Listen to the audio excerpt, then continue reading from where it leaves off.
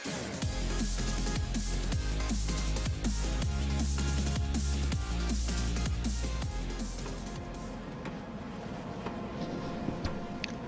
guys, Veebat here with another V-Plays. It's been a while since I've gone over the ME262. The last time we talked about this, the video I pushed out was something about weird engines, and it really does have weird engines because when you fully upgrade this aircraft, you can see in the tail here, you actually get a rocket motor. Now, you'll upgrade the jet engines up to JOMO 004Bs, but then the last upgrade is going to be this 509 rocket. So from what I understand, you'll get to keep the JUMO 004B jet engines, but then you'll additionally have a rocket motor in the back, which is nice because it'll allow you to be able to maintain the speed, because you can see the stall here is around 334 miles an hour, which is pretty high. This thing really wants to go fast.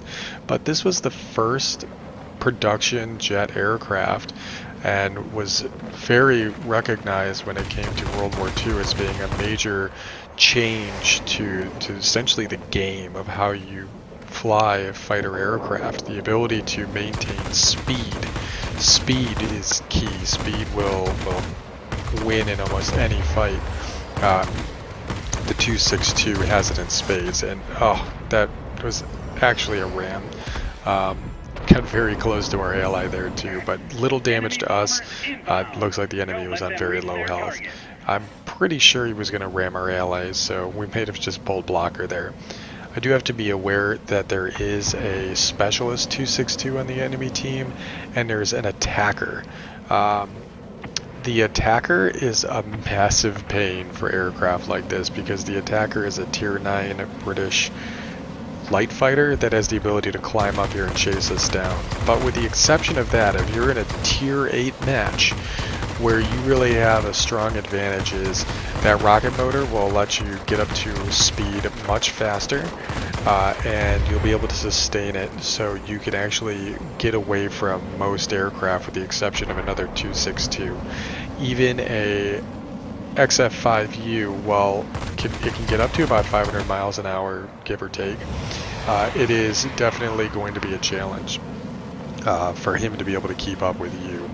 Same thing goes for the 1056. The P1056 British Heavy actually has very limited altitude performance, and without that thing fully upgraded and running slick, which a lot of people don't do because they see 1,000-pound bombs, they're going to have a tough time being able to chase you down. J8M, that's a premium rocket aircraft. Yeah, he'll be able to catch up to you, but that's going to be few and far between because not a lot of people have that airframe.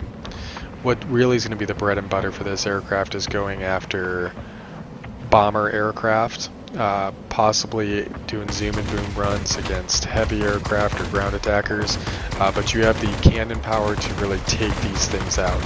But you'll note that these Mark 108 shells, they kind of travel slow through the air. Like, you can watch those rounds go through the air to the target and kind of gauge where you need to aim the next shot, but it's going to give the enemy time to maneuver out of your field of fire, so in a turning fight, they're not effective.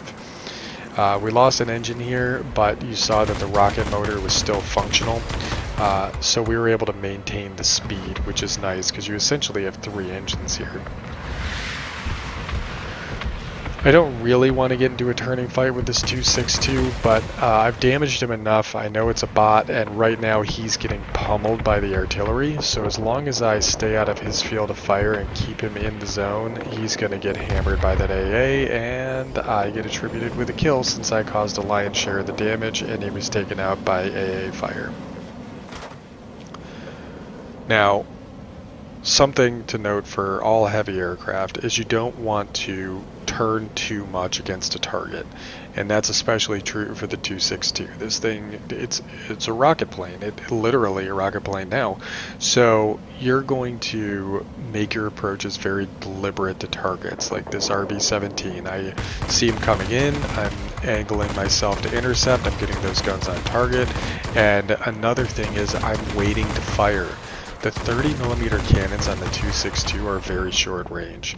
They're about 2,000 feet. Now, the numbers that show how far away I am to the target, they're going to turn red earlier than that. So you'll think that you have an opportunity to start shooting on the target earlier, but wait, hold that fire. Yeah, that was a bad rocket barrage, but hold that fire and wait for the opportunity to engage that target. Now, what I did here is I made a massive mistake. I went after that 262, thinking that I could take on just that 262, but I did not look to see if there were any other aircraft inbound. And there's that attacker that we were worried about initially. That thing is fast, it can go up to higher altitudes than its predecessors, and it's going to be able to maintain an incredibly high speed, so he'll be able to chase me down. So I really don't want to get into a brawl with him, but let's get a little bit of vengeance. Respawn, we're using our rocket motor. I want to close on him fast, because I want to make a pass where I'm going to cause some damage to him, and then I'm going to get the heck out of there. So we're lining up our shot, we're boosting for the intercept, we're getting up to a decent speed, getting those guns on target. I did not turn much, okay? We did not turn much on that target. Now I note that we're about to lose this radar dish. I hesitate a little bit, but then I realize this is the IL-40 player and we gotta take him out. So let's get down here. Be careful diving with this aircraft, it doesn't like it. Now we lost the zone. Air brakes and regular brakes, or air brakes and flaps, put on manual flaps. We just skimmed the ground there, in fact. We took the target, but man, we went underneath them, and I think we got some dust on the bottom of the aircraft as a result of that. I'm pretty sure in reality we would have taken fodder in the engines and blown out the turbines. But here we are using our rocket motor and showcasing the climb on the aircraft to be able to get back up here to get our energy back. I did a beginner's guide a while back, and while the game's changed slightly for the modules and stuff, the overall play style for these aircraft is going to remain the same. So heavy aircraft, if you're going to be doing boom and zoom type runs, it's going to be important to always be paying attention to your energy piggy bank. You note that we're at high altitude, we can get the speed back in a dive, we're managing our boost, and we want to make sure that we always are spending our energy wisely, because every maneuver, every turn is a waste of energy. Could I have gone and chased that attacker? Sure, I could have chased that attacker, but I would have never been able to get around on him if he was aware that I was coming. I would have had to rely on him not paying attention, which I don't like. That aircraft, we made a single pass, we barely made any turns, even in the climb, and now I've got that Swift on me. I know that the timer's just about up, so I'm getting a little bit aggressive here. I think I might be able to get on this attacker. I thought, man, it would be nice if he'd head on me right now. I could get those rockets off, but I'm going to ignore him. Since I just passed underneath him, I'm going to hammer down on the boost.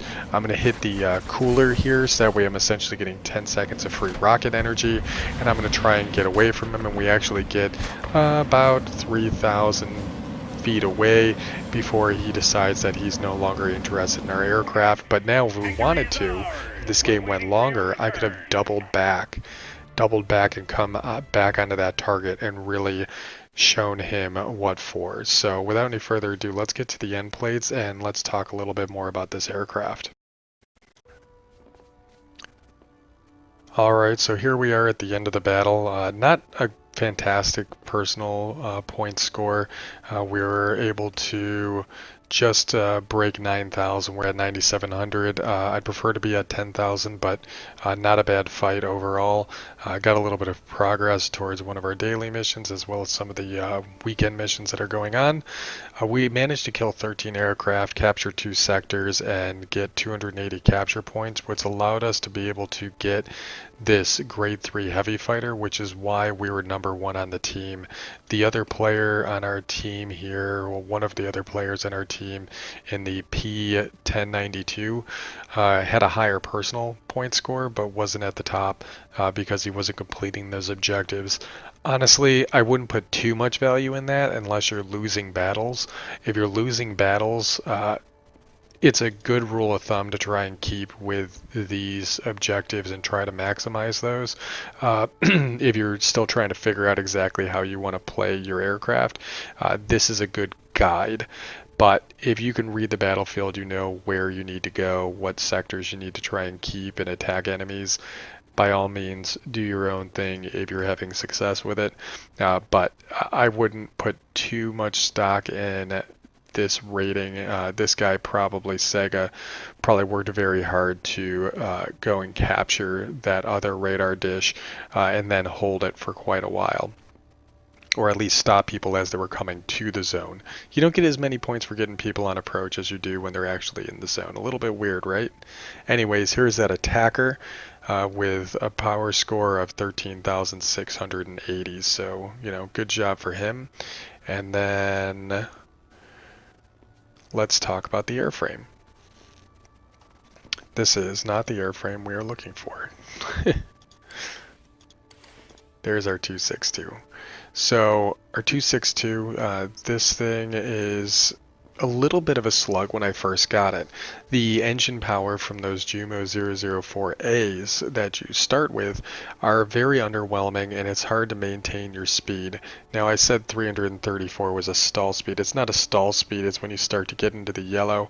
The stall speed's actually going to be much lower than that, but it makes the aircraft less controllable as you start to get into that yellow. You're going to have less response. So getting those engines upgraded is important, but not nearly as important as getting the airframe and the guns upgraded, because starting out with only 230s is going to be a huge downgrade from when you started in the 109 Zwilling, because the 109 Zwilling got 430mm cannons, and here I am starting with 2, so it's going to feel like a pig. I do not know why the German aircraft are such a hard upgrade tree. It seems like every time you go from aircraft to aircraft, you're starting over and you're starting at a massive disadvantage. You're not getting like almost the same aircraft and then slowly working your way up to its full tier A potential from its predecessor, right? You really gotta grind on this aircraft, and it's gonna take a while before you really get there. You're gonna have to go after easier targets. You're gonna have to go after those bomber flights in order to get your personal points up. You're gonna have to make sure you're working on the outskirts and not getting into heavy firefights. But once you get the guns upgraded and then you get the engines upgraded, you'll find that you'll have the ability to go into that big rat's nest that I did in the beginning of the battle, right into the middle, and find opportune targets and just do an intercept run right through the center of a hornet's nest and then get the heck out of there. You don't have to get the rockets. You'll have the bombs from the previous airframes, but the rockets are a nice to have. I really like it for showing people that want to ram me in a head-on that was a huge mistake, because it's going to be hard to get the 30s to hit the way that I want in an intense situation like that, just because they got to really connect to cause the damage you want. But spamming out these rockets is going to really tip the scales. Now, I will warn you though that these rockets are not as powerful as you might think. These rockets are only going to do 150 damage, which means if you're going to go into a head-on and use these rockets, spam that R button 3 times. Fire all volleys of rockets. They come back relatively quick. In fact, I think I can pull it up here. It's a 60-second resupply time. That is minimal. That means you can potentially get out 10 of these in a battle. So go ahead and spam these off when you get them and you see an opportunity to use them. Eventually, when you start to get used to them, you might even get squirrely and use them when you stern conversion on a ground attacker. But to draw another comparison here, there's another aircraft with rockets that's different, and that's going to be your F-94D. It's not 150 damage, it's 400 damage for the rockets. So this thing still gets 3 volleys and they're very powerful. So if you've flown this aircraft and you think you're going to hop into the 262 and have the same type of rocket performance, you are totally wrong. I can get away with doing 1 or 2 volleys off of this and kill a fighter aircraft outright. It's going to take the full 3 volleys from the rockets from the 262, and you're increasing your possibility of making a connection with those. But you also have a faster resupply time. This guy takes 90 seconds, so there's your benefit there. Overall, the 262, it's a great plane. It's neat looking.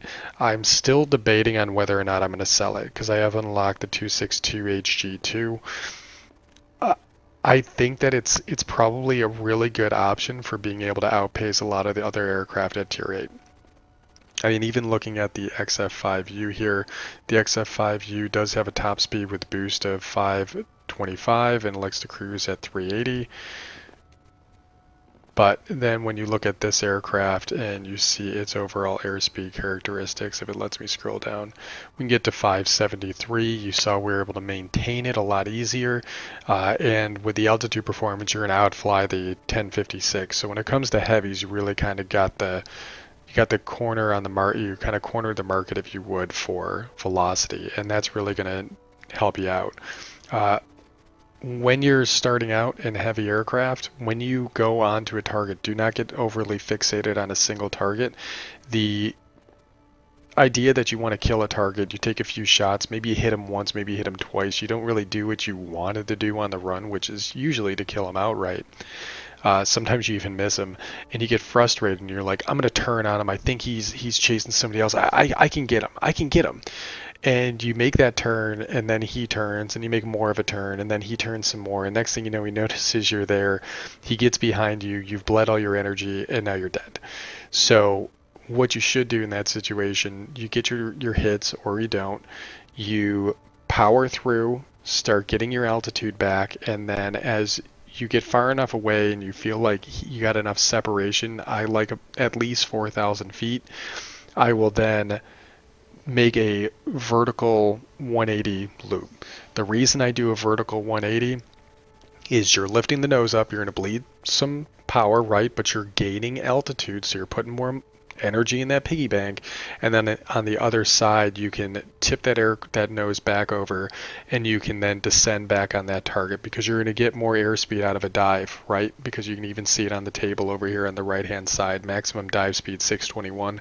You're going to get a little bit of a boost just out of the fall of the aircraft, so you're going to get to that threshold of a much faster speed already, and you can make another pass, and you just try it over and over again.